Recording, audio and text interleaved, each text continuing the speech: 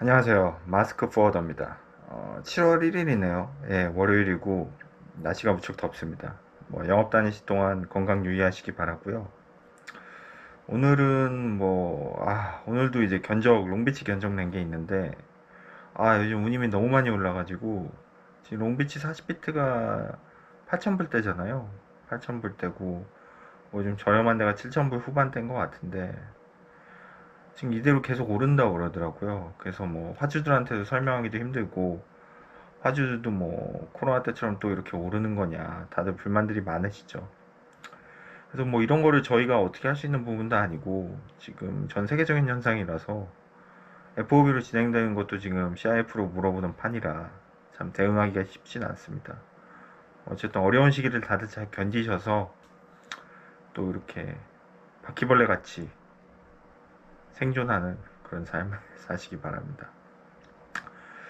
일단은 요번 주는 계속 장마라 그러고 그래서 이동하시기도 쉽지도 않을 것 같아요. 영업사원분들은. 그렇고 저는 수요일 날 어디 좀 지방 출장 갈 때가 있는데 다행히 조금 운전이나 여러 가지 가성비를 따져가지고 KTX로 다녀오려고 합니다. 가면서 일도 좀 하고 그럴 때 거래처도 좀 보고 오고 기존에 그 업체 그 지역을 처음 가요. 저도 처음 가는데 좀 딴 데 갈 데가 없어가지고 일단 한 군데만 찍고 그렇게 가는데 너무 소모적인 거 아니냐 그렇게 얘기하시는 분들도 있는데 어쨌든 업체가 한 군데라도 갔다 오는 게 영업사원의 어떤 그렇게 최선을 다해야지만 결국 결과가 나오는 것 같아서 일단은 거기 하나만 보고 가려고 합니다. 그건 그렇고 오늘은 좀 피곤해가지고 그냥 자려다가 그래도 영상 하나 더 올리고 하자. 한 주 시작하는데 월요일부터 이렇게 뭉그러지면 한 주가 다 망하더라고요. 저 같은 경우. 영상 하나 올리려 하다가 물류 얘기는 요즘 운이 모르는 거 외에는 재밌는 얘기도 없고 뭐 제가 지난주에 프로를 봤는데 아우토반 얘기가 나오더라고요. 독일 아우토반 얘기가 나와서 제가 또 독일에서 좀 근무를 했었고 오스트리아도 있어봤고 그래가지고 그 얘기를 좀 해볼까 하는데 거창하게는 이제 물류의 역사에 대해서 좀 얘기를 해보려고 합니다. 이 로지스틱스라는 게 뭔가 제가 학문적으로 물리학을 배운 건 아니지만 그래도 외국에서 근무도 해봤고 아우토반도 나름대로 많이는 아니지만 자동차 끼고 나가보긴 했어요. 근데 별거는 없고 그냥 우리나라 고속도로가 더 좋더라고요 저는. 하여튼 그건 그렇고 그 물류의 역사에 대해서 한번 얘기를 해볼까 하는데 그 물류의 역사는 사실 저는 얘기하려는 게 학문적인 것보다는 그냥 이렇게 우리가 평상시에 알 수 있는 거 그런 거죠.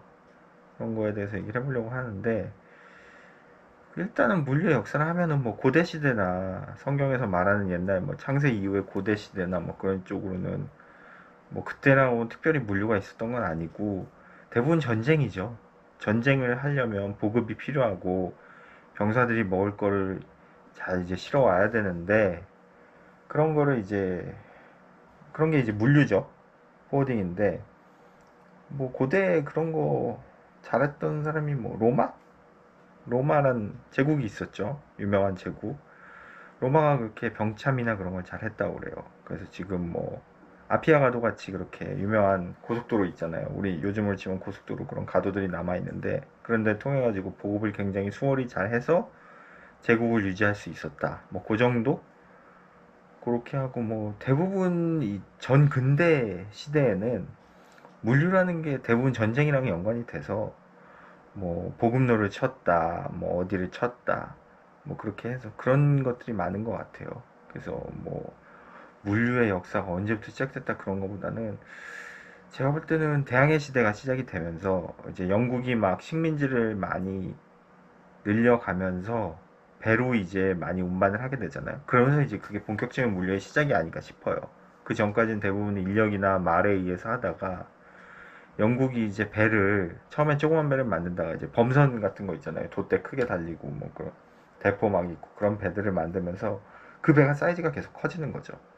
그러면서 거기서 실어나는 짐이 많아지고 짐이 많아지다 보니까 당연히 이동을 많이 그 짐을 싣고서 팔아먹을 때 생기게 되고 그런 상강무역 유명하잖아요. 아프리카에서 흑인들 잡아오거나 아니면 또 다른 부족에 의해서 그 자기, 그러니까 여러분들 많이 저도 몰랐는데 옛날에는 그 아프리카에서 흑인들을 팔았던 게 그 흑인들이더라고요. 부족끼리 싸우다가 이제 그 부족이 진 부족은 다 노예로 팔리기도 하고, 심지어는 전문적으로 노예 사냥을 하는 부족이 있어서 이제 백인 노예 사냥꾼들한테 그 뭐야 해변가에서 팔고 그런 식이었대요.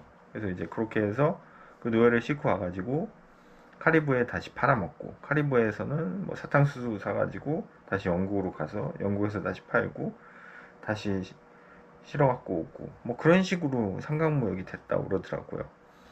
그게 이제 제가 볼 때는 영국이 했던 게 물류의 시초인 것 같아요. 그러다 보니까 이제 보험이죠. 적화보험. 지금 흔히 말하는 그 적화보험도 다 영국에서 나온 거고, 사실상 지금의 모든 웬만한 시스템은 다 영국 산업혁명 때 다 세팅이 됐다고 그러잖아요. 그러니까 뭐 영국이 그런 시스템을 다 만들면서 그때부터 뭐 물류 아니면 적화보험 뭐 그런 게 발전이 되지 않나 싶고요. 그러다가 이제 대표적으로 제가 볼 때는 물류를 가장 뭐 효율적이라고 해야 되나 했던 게 이제 2차 세계대전이었죠. 독일, 나치 독일. 나치 독일이 이제 히틀러가 아우토반도 만들고 그러면서 어떤 물류를 할 수 있는, 움직일 수 있는 그런 대동맥 같이 도로를 잘 만든 거고, 또 하나는 이제 여기서도 또 영국 얘기가 나오는데, 영국, 미국이 독일이랑 싸우다 보니까 대서양을 통해 가지고 미국에서 이제 많이 보고를 받잖아요. 영국이 고립됐으니까 당시에 독일한테 유럽이 다 이제 독일이 다 뺏었잖아요. 그러다 보니까 이제 물류 선단을 만들어야 되는데, 아시겠지만 뭐 그 당시 지금도 배가 더 크지만 그 당시에도 뭐 지금의 배에 비해 작지만 그래도 그 당시에도 컸단 말이에요. 그럼 뭐 배가 한두 대 가는 게 아니라 선단을 꾸리죠. 그러니까 뭐 세트라고 해야 되나? 그러니까 중간에 이제 어떤 군함이 아닌 뭐 여러 가지 전쟁 물자라든가 식량이랑 심지어는 사람, 군인들 실은 그런 물류 선단이 있고 주변을 호위하는 호위 선단이라고 그러죠. 그거는 이제 군사용 배들이죠. 그런 게 수십 척이 다 같이 가요. 이제 그거를 막 공격해가지고 재미를 봤던 게 이제 독일 유보트가 유명한데, 어쨌든 유보트는 그 다른 얘기고, 그게 일종의 물류죠. 로지스틱이죠. 그런 식으로 하면 그런 게 있고, 뭐 혁명적이라고 하는 거는 1950년대에 이제 미국에서 박스죠. 이제 컨테이너 박스를 개발해가지고, 그 전까지는 배에다가 그냥 뭐 나름대로 그 전에도 컨테이너 선 나오기 전에도 뭐 로딩 플랜이라는 게 있었겠죠. 뭐 거기다 잘 싣고 테트리스 하듯이 뭐 효율적으로 잘 싣고 그런 게 있었겠지만, 어쨌든 컨테이너 선이 개발되고 컨테이너라는 게 미국에서 개발되면서 그 사이즈에 딱 맞는 건 다 해가지고 착착착 블락처럼 싸면서 어떤 공간의 효율도 생기고, 그러면서 이제 그게 혁명적이 돼서 그걸 전 세계에서 다 쓰게 됐죠. 컨테이너 선을. 그런 거고, 뭐 그 후에는 요즘 한국도 워낙 뭐 전 세계 10위권 내에 드는 수입국이라서 뭐 워낙 한국도 물류가 많이 발전이 돼 있죠. 뭐 다만 이제 국적선사가 뭐 지금 현대상선 하나에 주로 이제 근해 선사들이 많아서 다른 나라들처럼 이렇게 뭐 운임이나 그런 것들, 지금 뭐 한국이 워낙 요즘 저희 한국이 뭐 중국에 다 치여가지고 다 중국 중심이기 때문에 운임 파일링도 잘 안 되고 운임도 그렇게 좋지가 않습니다. 중국에서 이제 컨테이너 다 쓸어가면 한국에서 쓸 것도 없고 그런 상황인데, 뭐 되게 간단하고 엉망으로 지금 물류 역사라고 이걸 얘기해봤는데, 그래서 이게 역사라는 거는 뭐 물류와 역사가 뭐 그렇게 연관이 있을지 모르겠지만, 역사에는 지분이라는 게 있는 것 같아요. 누가 그런 얘기 했는데, 그러니까 사실 대한민국은 지금처럼 이제 잘 살았던 적이 없었잖아요. 역사에서 항상 침략당하고 약소국이었고, 뭐 몇백 번, 몇천 번을 침략당했다고 그러더라고요, 한국이.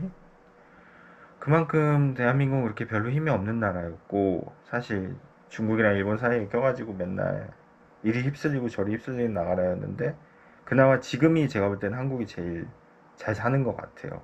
세계적으로 영향력도 있고. 과거에는 정말 변변찮았죠. 그러니까 지분 자체가 사실 뭐 우리가 세계사를 배울 때 뭐 영국이나 영미권 중심으로 배우잖아요. 아시아에는 뭐 중국이랑 일본에 키워가지고 우리나라는 사실상 존재감도 없었고, 사실 요즘에서야 좀 그렇지만 뭐 일본한테 한 35년 지배도 당하고 종살이도 하고 그렇게 했는데, 그 지분이 하나도 없었어요, 한국이. 근데 요즘에서야 이제 말씀드린 대로 지분이 좀 생기고 한국도 전 세계에 이렇게 두각을 나타나게 됐는데, 무슨 얘기를 하냐면 제가 얘기를 했죠. 지금 약간 졸려가지고. 근데 하여튼 지분이란 게 있는데, 그 지분이 한국이 많이 없었죠. 그래서 하여튼 무슨 얘기 하려다 지금 또 얘기하는지 모르겠는데, 하여튼 이건 그렇고, 그래서 물류 역사를 보면은 그 강대국적인 역사인 것 같아요. 제가 봐도 이 물류 역사라는 게 결국은 뭐 아시아에선 일본, 중국 역사고, 거기에 우리가 휩쓸리긴 했는데, 그나마 이제 20세기 들어가지고 뭐 경제 발전도 하고 그러면서 이렇게 발전을 했는데, 그러니까 이렇게 판이 돌아가는 걸 보면은 선사들도 그렇고 다 강대국들 선사들이에요. 뭐 하빵로이드 독일, CMA, CGM, 뭐 프랑스, MSC가 스위스 유럽계일 거예요, 걔네들도. 그리고 뭐 뭐죠? 제 그 머스크도 스웨덴 선사고. 그러니까 이런 선사들이 다 기존의 강대국들이 하던 그런 똑같은 그런 시스템을 그대로 갖고 와서 이제 선박회사 차리면서 그렇게 강대국들 헤게모니에 또 놀아나는 거고. 그리고 뭐 해사협회라고 있잖아요. 걔네들이 뭐 해상에 대해서 어떤 해상 물류에 대해서도 집행하는 데가 아마 영국에 있을 거예요. 영국 해사기구라고, 뭐라 약자가 뭐였지 까먹었는데, 걔네들이 다 결정하고 뭐 LSS 그런 거 관련해서 다 하는 걸로 알고 있어요. 그리고 또 뭐 아시겠지만 아이아타죠. 아이아타 인터내셔널 에비에이션 뭐 트랜스포테이션 어소시에이션인가, 약자가 맞나요? 아이아타. 이것도, 이거는 또 유럽, 약간 이 해상 쪽은 유럽이 헤게모니, 그러니까 어떤 컨트롤권을 쥐고 있고, 항공은 또 영국이랑 미국, 북미 쪽에서 캐나다, 북미 쪽에서 좀 쥐고 있어요. 그래서 아야타 본부가 제가 알기로 캐나다인가 있을 거예요. 북미 쪽에. 걔네들은 아야타 워낙 유명하잖아요. 항공에 대한 어떤 운송이나 물류에 대한 그런 헤게모니를 갖고 있는 거죠. 컨트롤 지배권을. 항상 이 아시아는, 특히 한국은 다른 나라에 따라갈 수밖에 없었어요. 그거를 제일 먼저 잽싸게 따라가서 그 그룹에 낀 게 일본이죠. 아시겠지만. 그것도 참 능력인데, 우리도 그렇게 했어야 되는데 못했죠. 근데 그러다 보니까 아시아에서 이제 유명한 항구들 있잖아요. 뭐 홍콩이라든가 싱가포르 있는데, 싱가포르는 최근에 뭐 워낙 배들이 많아가지고 뭐 난리가 아니라 그러더라고요. 뭐 적체도 심하고. 왜냐면 싱가포르는 사실, 자꾸 딴 얘기를 빠지는데, 옛날엔 정말 별것도 없는 항구라고 하기도 그렇죠. 어선 드나드는 배였는데, 싱가포르도 사실 영국이 개발한 거거든요. 영국이 개발한 거예요. 자기네들이 기존에 있던, 항상 이 외부에서 그 침략 세력이 들어오면 식민지를 만들기 전에 하는 게, 기존 세력이랑 잘 타협이 안 되면 기존 세력을 잘 타협해서 일단 지배하려고 하겠죠. 우리나라 치면 뭐 친일파를 만든다거나 그런 거 똑같은 건데, 협력한 애들을 만드는데 그게 안 되면 그 세력을 와해시키려고 아예 다른 방법을 씁니다. 마찬가지로 기존에 있던 항구가 잘 되면, 그거를 타치해가지고 잘 쓰지 못하면 새로운 항구를 아예 만들어 버려요. 그 기존의 그 지배권을 죽이려고. 기존의 말레이시아 항구는 아마 다른 데가 있는 걸로 알고 있어요. 근데 그걸 없애고 영국은 싱가포르를 택한 거죠. 루트도 나쁘지 않았고. 그래서 사실상 영국이 만들어서 지금 세계적인 항구가 된 게 싱가포르이고, 홍콩도 마찬가지고. 홍콩은 이제 뭐 아편 전쟁 때 이겨가지고 뺏은 거죠, 영국이. 뭐 할양이란 뭐네 하는데, 사실 그런 말 쓸 필요도 없고 뺏은 거예요. 그거는 뺏은 거고. 그런 식으로 이제 항구 자체가, 아시아 항구들 자체가 아픈 역사를 갖고, 다 영국이 전쟁을 통해서 뺏거나 개발을 시킨 거죠. 그러다 보니까 이 물리의 역사 자체도 되게 가슴이 아픈 게, 결국은 아시아는 소외될 수밖에 없었어요. 왜냐하면 식민 지배랑 똑같거든요. 침략의 역사랑 똑같고. 그래서 그거를 지금도 뭐 물류 회사들이나 이런 데 보면, 세계적인 회사들 뭐 DHL, 너무 누구나 다 아는 회사잖아요. DHL이 2차 세계대전 때 엄청 큰 회사잖아요. 전범 회사죠. 뭐 벤츠도 그렇고 뭐 유명한 회사다. 뭐 벤츠는 자동차 회사지만 물류 회사가 아니지만, 마찬가지로 이 물류의 역사도 참 보면 아픈 역사를 안고 있는 것 같아요. 그나마 우리나라는 정말 후발주자인데도 불구하고 뭐 세계적인 물류 회사들도 생기고, 물론 뭐 대기업 핸들러들이 많지만, 그런 거 보면 그렇더라고요. 그래도 후발주자지만 이 정도 온 게 참 기적이다. 그런 생각이 들고요. 글쎄 뭐 물류의 역사를 얘기하면서 뭐 옛날에 그런 일본의 뭐 JIT, 저스틴 타임 있잖아요. 토요타가 만든 그런 거. 뭐 일본의 어떤 핀포인트 로지스틱스라고 하죠. 정확하게 딱딱딱. 근데 사실 그런 게 뭐냐 하면은 뭐 대단한 거 없어요. 엄청 쪼는 거죠. 야 도착했냐? 언제 도착하냐? ETA 알려달라. 도착했다 때 알려달라. 푸시하고 쪼고 그렇게 해서 만들어낸 거거든요. 그러니까 물류라는 게 뭐 쪼면 다 된다. 막 요즘 뭐 그런 얘기 있지만 사실 그렇진 않아요.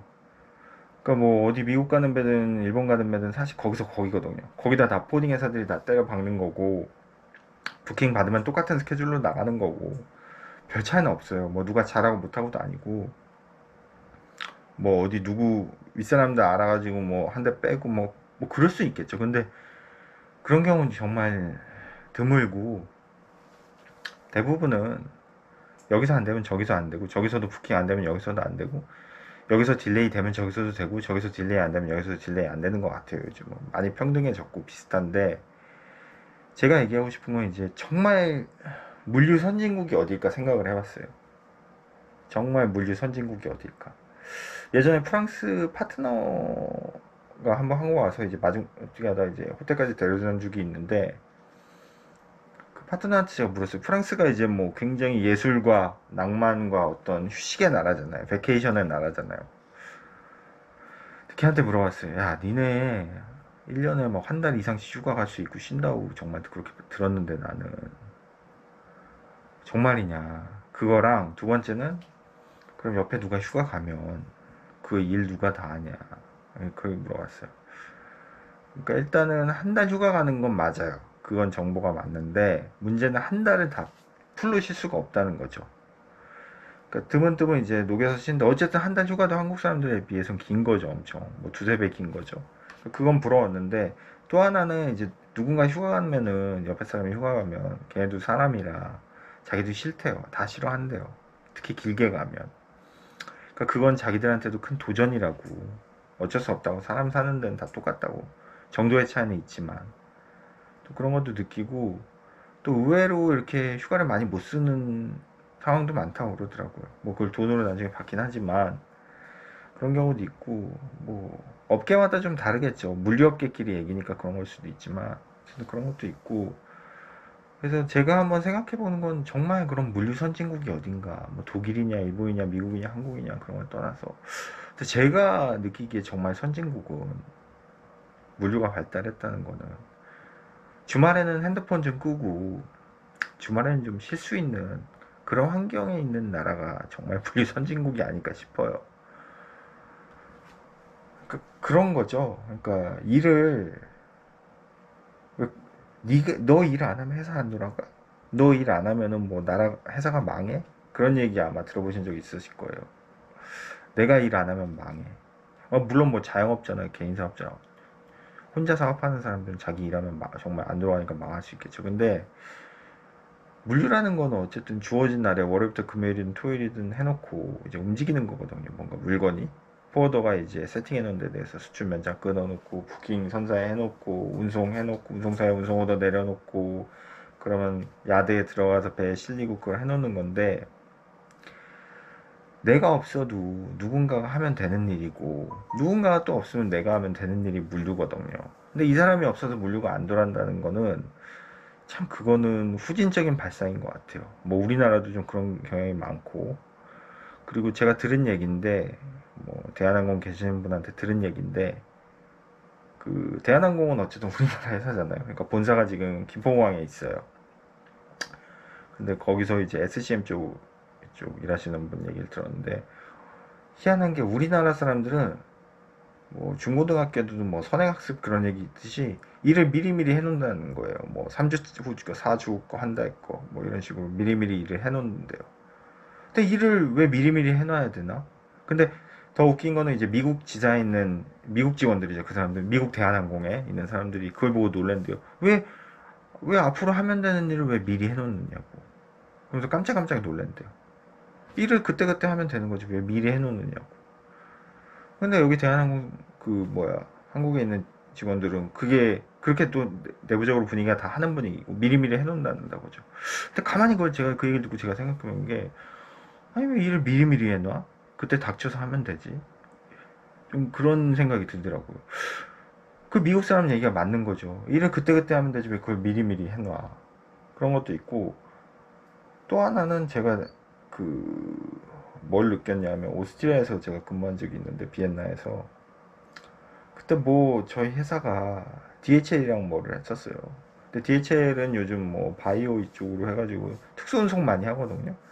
근데 오스트리아 이제 법인장이랑도 미팅하고 그래서 DHL, DHL에서 그때 현지 로컬 핸들링이랑 다 해주기로 했는데, 뭐 좀 하다가 만 것 같아요. 지금 그 하도 오래전 일이라, 10년도 넘은 얘기라.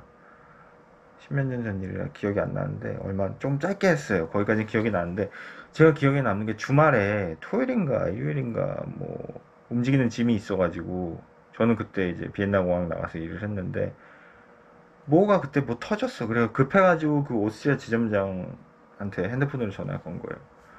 핸드폰 번호를 알려줬으니까 언제든 연락하라고 했으니까. 근데 그게 알고 보니까 개인 핸드폰이 아니라 업무용 휴대폰이고 그 업무용 휴대폰마저 꺼놨더라고요, 주말에. 그래서 메일은 썼죠. 너 뭐하냐, 핸드폰 그렇게 주고 연락 받기로 했는데 왜 연락도 안 받냐. 나중에 메일 썼는데 답변이 왔어요. 그날 자기 뭐 누구 생일인가 파티여가지고 엄마 핸드폰도 다 꺼놨다고. 그 말 듣고 그땐 너무 화도 나고 할 말도 없었는데 제가 지금 나이 들어서 생각을 해보니까 걔 말이 맞아요. 주말에 쉬어야지 왜. 그 주말에 무슨 일 터진 일을 주말에 해결이 안 돼요. 왜? 주말엔 다들 일을 안 하니까. 그때 해결을 하려고 전화를 하는 제가 이상한 사람이었던 거죠. 그땐 몰랐어요. 근데 제가 나이가 들고 연식이 좀 되고 지금 생각해 보니까 걔 말이 맞아요. 법인장 말이 맞아요. 주말에 전화한 제가 이상한 사람인 거죠. 이거는 뭐냐 하면은 똑같은 것 같아요. 우리가 지금 뭐 막 어디 MBC 뉴스 보면 쿠팡 막 공격해야 되는데 쿠팡이 뭐 무조건 나쁘다 좋다 그건 아닌 것 같아요. 다만 제가 좀 느끼는 거는 쿠팡이든 택배든, 잠시만 이게 꺼져가지고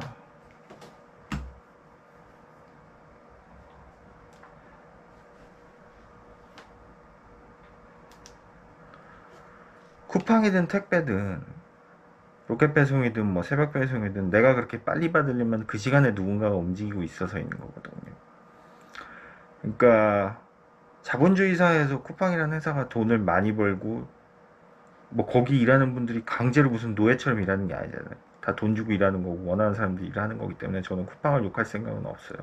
다만 그 시간에 누가 움직이기 때문에 제가 새벽에 아침 일찍 물건을 받을 수 있는 거고, 물건을 받고자 하는 원하는 사람들이 쿠팡을 쓰기 때문에 쿠팡에서는 거기서 그렇게 새벽에 일하는 분들이 일을 하는 거거든요. 수요가 있으니까 공급이 있고 공급이 있으니까 수요가 있다고 저는 봐요. 마찬가지로 노동시간이 짧아지려면 결국은 내가 좀 불편해져야 된다는 얘기죠. 제 얘기는 내가 불편하지 않으면, 내가 편하려면 누군가가 나를 위해 일을 해야 돼요. 그게 자본주의고. 그러니까 지금 한국 사람들은 너무 편하게 살고 있잖아요. 근데 노동시간을 줄이고 더 인간답게 살고자 하면은 우리는 더 불편해져야 된다는 거죠. 그걸 감수해야 되는 거.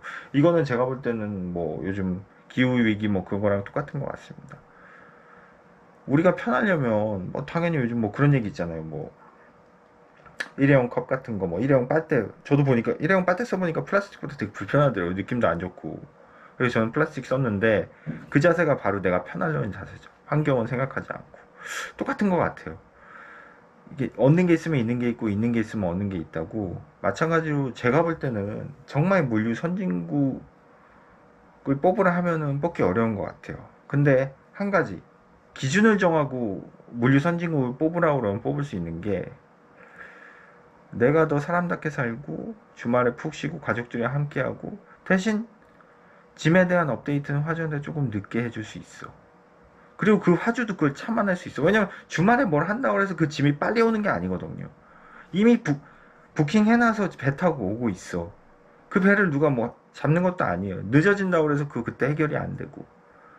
그냥 업데이트 해주고 그냥 뭐 좀 립 서비스 해주는 거죠. 사실 변동은 없어요. 그러니까 그 화주도 그 립 서비스나 업데이트 좀 못 받고 내가 불편하더라도 참으면, 서로 참으면 조금 더 여유 있는 사이가 되는 거고, 그냥 서로 푸시하고 지랄하고 난리치고 그러면은 조금 더 힘든 상황이 되는 거죠. 힘든 노동 환경이 되는 거죠. 그런 의미에서 따졌을 때 물류 선진국은 제가 볼 때는 오스트리아가 아닌가 싶습니다. 제가 그런 경험을 해봤고 그 법인장 얘기를 한 게, 오스트리아는 그냥 주말에 다 일 안 하고 업데이트도 안 해줘. 왜 주말이니까 내가 쉬어야지. 내가 쉬어야지 상대방도 쉬고 상대방이 쉬니까 저도 쉬어야죠. 그래서 경쟁력이라는 게 뭘까요? 물류에서 뭐 업데이트 빨리 해주고 뭐 운임 좋고. 그래서 제가 이렇게 나이 들고 생각을 해보면 경쟁력이라는 거는 나도 사람이고 상대방도 사람이고 조금만 이해해 주는 거, 그게 경쟁력이 아닌가 싶어요. 그게 고객들이 가진 경쟁력이고, 또 그거를 이해해 주고 잘 따라줄 수 있는 포워더가 좀 경쟁력이 있는 게 아닌가 싶어요. 오늘도 좀 피곤했거든요. 약간 좀 졸린 상태에서 얘기를 했는데, 제가 유튜브 할 때 전 대본을 뭐 생각을 안 해요. 뭐 맥주 한잔 하고 맥주 한 캔 먹고 해볼까 했는데 그건 너무 아닌 것 같고, 음주 방송이고 그렇게 하면 안 되죠. 그냥 주제를 정해놓고 생각난 대로 얘기를 하는데, 하다 보면 생각이 안 나서 이렇게 생각할 때도 있는 거를 여러분들도 아실 거예요. 뭐 제가 뭐 이렇게 대단한 유튜버도 아니고 그냥 물류 쪽 얘기하는 거라고 생각을 하니까 이해해 주시길 바라며, 그래도 영상을 보신 분들은 제가 무슨 얘기 하니, 이 자식이 무슨, 이 인간이 무슨 얘기 하려는지 좀 이해는 간다, 그렇게만 이해해 주셔서 저는 감사합니다. 하여튼 그렇습니다. 물류 선진국은 그런 것 같고, 일단 한 주 요번 주도 잘 버티시고요. 저는 뭐 좀 영상을 새로운 거 올려보려고. 그래서 수요일 날 제가 이제 좀 멀리 출장을 가는데, 뭐 대한민국입니다. 당연히 외국은 아니고 당일치기로 갔다 오는데, 그때 또 좋은 영상 올릴 수 있도록 하고요. 한 주도 화이팅 하시고, 마스크 포워드였습니다. 감사합니다.